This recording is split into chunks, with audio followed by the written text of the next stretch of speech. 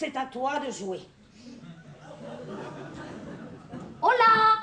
Y a-t-il ici dans les alentours quelqu'un pour m'accueillir? Me souhaiter le bonjour? Qui donc crie de la sorte? Et trouble le sommeil d'un malheureux vieillard un peu dur de l'oreille. C'est moi, je me présente, dame de Plessis-Grimou, vendant par les forêts remèdes pour la toux, pour la bronchite aussi et l'artériosclérose, pour le mal de la tête, l'angine et la couperose, en fait, pour tous les maux, les fièvres malignes. Oh, ça vous tombez bien, et le ciel vous envoie. Vous sortez de son seau un homme qui chinois. Vous êtes, madame? Grimou. De mon destin le signe. Parlez clair, mon ami, je vous entends très mal. Oui, il ne s'agit de moi, humble vieillard banal, mais d'une enfant sans mère, élevée par mes soins, avec délicatesse le ciel m'en est témoin. Et de quoi souffre-t-elle?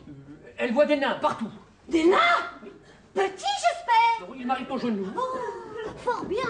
S'ils sont petits, ils sont capitables. Et, je préfère cela, les grands sont redoutables. À s'en débarrasser, on y perd son latin. Ils sont petits, c'est vrai, mais sont assez taquins. Oh. Avait-elle appétit lorsqu'elle était enfant? Oui, elle fut élevée à l'huile de foie de pâquerette, au confit de loukoum et au lait de biquette. Fort bien. La nuit venue, appelait-elle sa maman? Pas que je m'en souvienne, mais ma mémoire est courte.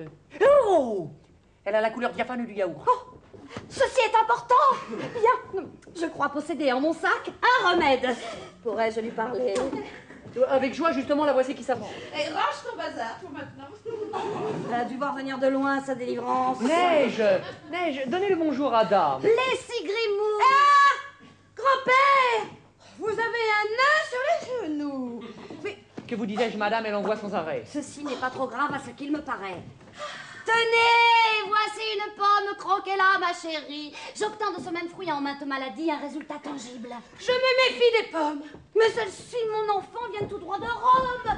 Le Saint-Père les bénit en langue évangélique. L'on dit qu'elles sont souvent donneuses de coliques. Ne croyez ce qu'on dit. Ne voulez-vous guérir? Bien sûr qu'elle le veut.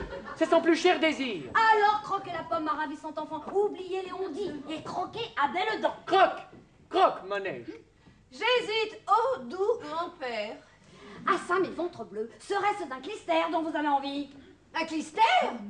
Poifinot, point ne veut de cet objet dans mon trou mignon. Alors croquez la pomme, ne faites point tant d'histoire.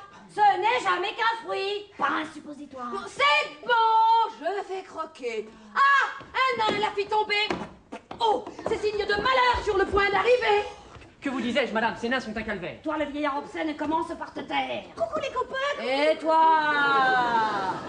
la mijaurée aux faux airs de pain bêche, tu m'échauffes la bile, me fais tourner revêche.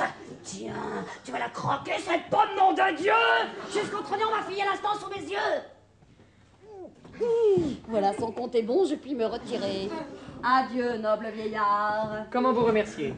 Faites-moi donc parvenir un ou deux de ces nains. Je voudrais m'en servir comme décor de jardin. Mais ils sont tous à vous, madame. Oh, ça, les partis. Blanche-Neige, qu'avez-vous? Vous semblez tout à coup plus pâle qu'à l'ordinaire. Et vos dents s'entrechoquent. Par Dieu, ce sont les nerfs. Allons, bon, mes grands dieux, vous changez de couleur. Et des latrines immondes, vous répandez l'odeur. Ciel, la voilà à terre. De mon visage exsangue, il n'est plus rien d'humain. Si j'accepte la langue qui sort hors de ma bouche en un rictus bizarre. Bah, Il se pourrait qu'elle fût mordue par un lézard. Hein? Non, mais qu'est-ce qui travaille celui-là alors? Ou bien qu'elle ait mangé de la viande avariée. Hein? Mais bon, cette pomme, c'est la pomme. Mais non! Mais c'est la pomme! Elle était poisonnée!